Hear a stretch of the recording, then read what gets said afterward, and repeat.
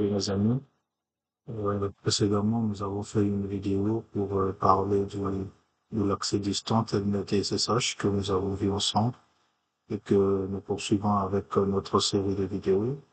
Pour la journée d'aujourd'hui, on va parler du DHCP. Donc, on va parler du DHCP en passant par notre routeur, donc faire la configuration du DHCP serveur Cisco dans un routeur. Et ensuite, nous allons aussi faire une deuxième vidéo qui va suivre où on va parler du DHCP serveur avec un relais. Donc, ce sera un Windows Server et notre routeur fera du relais pour ce Windows Server. Donc, pour commencer, ici, on va faire la configuration du DHCP à partir d'un routeur Cisco. Et ce qu'il faut retenir aussi, on va comprendre en fait aussi comment est-ce que se passe la procédure du DHCP, comment est-ce que le DHCP fonctionne avec le processus DORA, donc qui veut dire Discovery, Offer, Request et Acknowledge. Donc ce sont des quatre requêtes qui se font entre un routeur ou soit un serveur DHCP et son client qui demande une adresse IP. Donc pour ce faire, on va commencer par la configuration de notre routeur.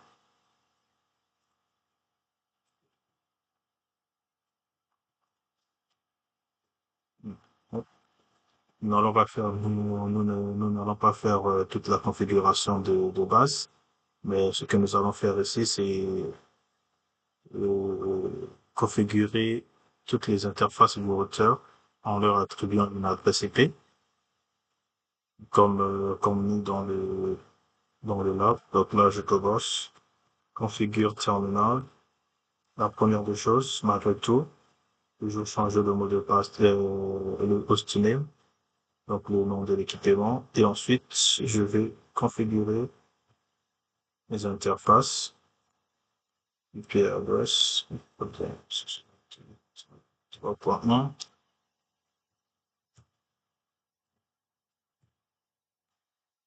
et ensuite, activer l'interface. Aussi, c'est pareil. IP address, 192.168.1.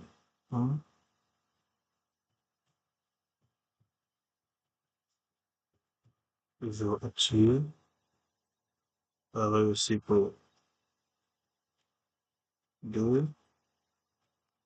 IP address, 192.168.1. 2.1.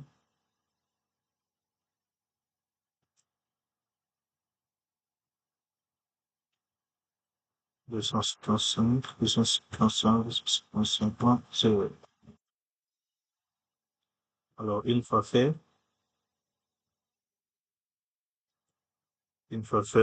on l'active aussi. Et là, on est sûr qu'au niveau de chaque interface du routeur, nous avons défini des adresses IP et tous nos réseaux, ils sont maintenant euh, visibles au niveau de, de la table de routage du routeur. Donc, ce que nous allons faire, on va maintenant configurer nos DHCP. DHCP, le premier LAN, donc network, 182, 168, 1.0, slash inspect, DNS, et ensuite les defaults, donc notre gateway, 168, 1.1 qui sera l'adresse du routeur, et ensuite release, on va prendre le 0 à 5, et j'avais sorti, on va aussi configurer aussi le domaine name.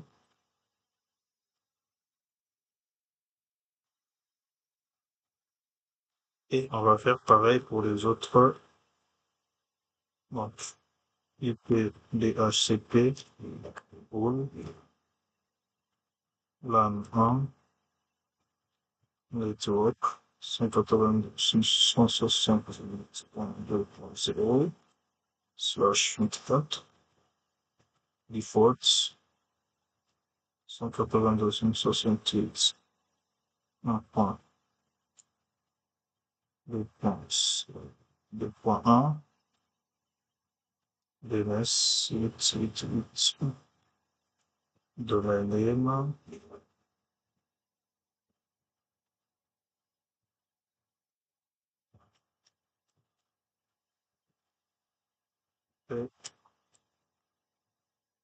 5.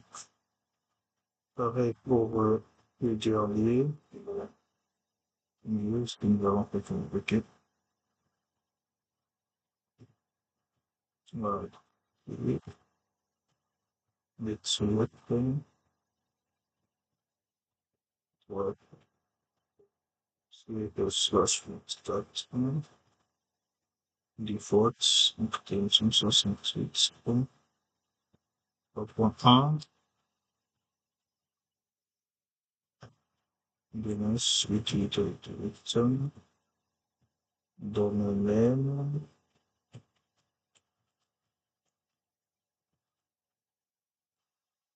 et ensuite X.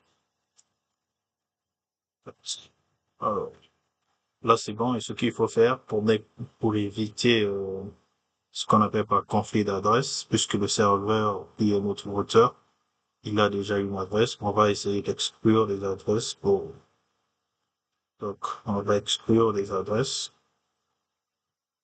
au moins une dizaine, qu'on pourra utiliser pour les adresses fixes, par exemple.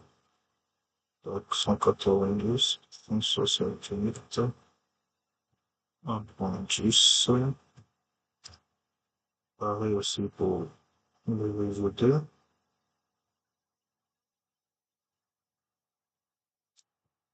Et pour le réseau 3. Donc là, on a, donc du coup, par exemple ici, l'adresse que le serveur doit commencer à attribuer, ça serait le 11. Donc nous allons essayer de voir, on va aller au niveau de notre serveur.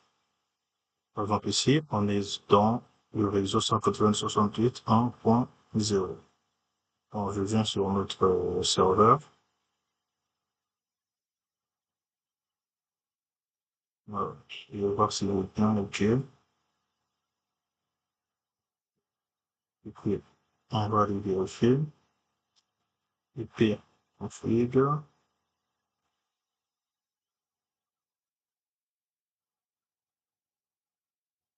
Là, il a pris. Ah,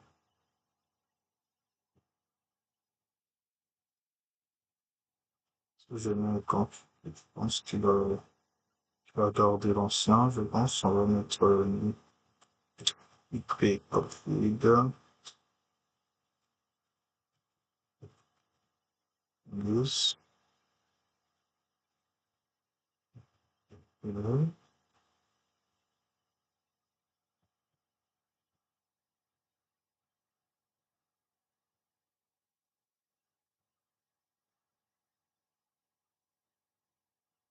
Parce que compréhension coefficiente. OK. Et là, vous allez remarquer qu'il a maintenant pris le 11 comme nous avons dit. Donc là-bas, il avait gardé sur sa cache. Sur son cache en fait. Donc là, on a 11. Il prend bien le 11. Et on va aussi voir sur nos PC ici.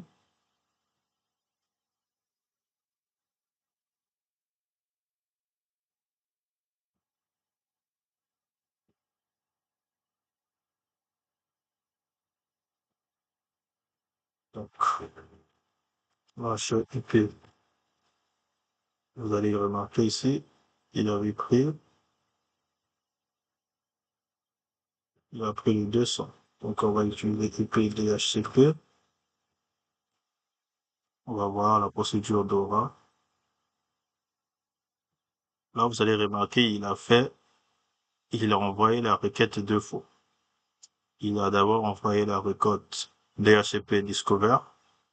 il n'a pas reçu de réponse et il envoie pour la deuxième fois. C'est là où le serveur lui répond avec le DHCP offert pour lui proposer cette adresse. En fait, au départ, il lui propose cette adresse parce qu'il a trouvé que dans son pool, il y avait cette adresse qui était libre. Il lui propose cette adresse et lui, il envoie une requête pour dire oui, j'accepte cette adresse que tu me proposes. Il le renvoie avec toujours une adresse broadcast parce qu'en ce moment-là, notre VPC n'a toujours pas encore d'adresse IP. Et à la fin, c'est le serveur qui répond en lui disant du coup, je te donne cette adresse et je te confirme que cette adresse t'appartient maintenant. Avec le DHCP, la requête DHCP Discover. Donc ici, si je mets un show IP, et là, vous allez remarquer il a son adresse, notre gateway, le 88 que nous avons défini. Le serveur DHCP, c'est toujours lui aussi le routeur. Et le nom de domaine que nous avons défini. Tout est bien donné. Je vous pars aussi sur notre réseau ici.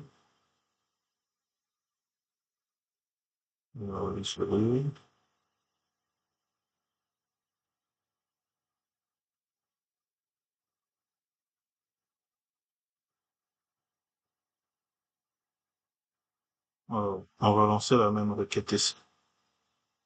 Donc, ici, on va d'abord voir sur IP, on va voir ce qu'on a. On n'a pas d'adresse. IP DHCP. Entrée. Et lui aussi, qu'est-ce qu'il va faire? Il va tenter la communication. Et là, le serveur a répondu avec oh. Et là, il a aussi son adresse. Et là, si je mets show IP, et j'ai bel et bien son adresse. Mais sachant que nous avons juste un seul routeur, normalement, tous les réseaux doivent communiquer. Si je teste un ping avec les 168.1.11, je dois normalement communiquer avec tout le monde. Parce que dans la table de routage, les trois réseaux apparaissent au niveau du routeur. Je vais revenir au niveau du routeur juste pour vous montrer la table de routage. Si je mets un douche IP route, nous allons voir tous les liens, donc les liaisons connectées, on a là. Il reconnaît bien sur sa table de routage tous les réseaux que nous avons définis. Ils sont tous directement connectés. Donc vous allez remarquer ici, on a dit is directly connected. Donc ici, c'est la connexion directe parce que c'est connecté directement au niveau du routeur. C'est pas une adresse qui lui a été partagée avec un autre routeur, mais tout est connecté, lié au niveau du routeur. Donc, on va s'arrêter là pour cette partie. Donc, la vidéo qui va suivre, on va parler du DHCP relais pour voir comment est-ce que le DHCP, comment est-ce qu'on peut faire. On peut avoir un DHCP dans un autre réseau et faire de la sorte que les clients qui sont dans un autre réseau puissent demander une adresse et que ce soit le serveur qui se trouve dans l'autre réseau qui répond, qui a été défini comme étant le serveur DHCP. Donc, abonnez-vous pour la suite. En tout cas, on va parler de tous ces concepts, on va essayer un peu de les faire les configurations parce que ce qu'il faut retenir, c'est qu'au niveau de la configuration des équipements, ce qui compte vraiment, c'est l'intégration des compétences. Donc, vous devez beaucoup travailler et ensuite, à chaque instant que vous travaillez sur un concept, vous cherchez à comprendre le concept. Mais dans la vraie vie, ce qui va vraiment compter, c'est à quoi sert ce concept et comment l'implémenter. C'est tout. Une fois que vous savez à quoi sert un DHCP, un serveur DHCP, et comment l'implémenter, c'est tout. C'est ce qu'on vous attend dans la vraie vie. Donc, abonnez-vous pour la suite des vidéos.